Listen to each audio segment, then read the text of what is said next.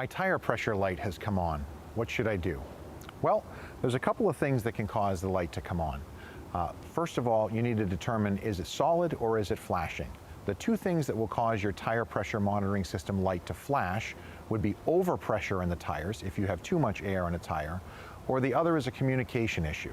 If one of the tires has a low battery or something like that in the transponder, it will flash and then go solid. Most commonly though, the tire pressure light just comes on solid, which means one of the tires is low on air.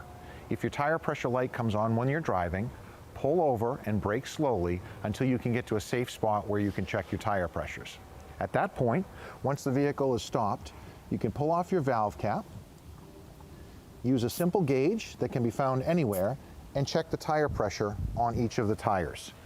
All of the tires should be inflated to the cold recommendation that is found on the inside of your door jamb. In this particular case, the front tires should be at 35 pounds and the rear tires should be at 33 pounds. If you check all of the tires and you find one that is low, that's probably what's causing the light to come on. You can certainly call the dealership and make an appointment to have it topped off, or you can add air yourself. To reset the light, simply jump in the car, get it to 25 miles an hour or more, and drive it for a few seconds.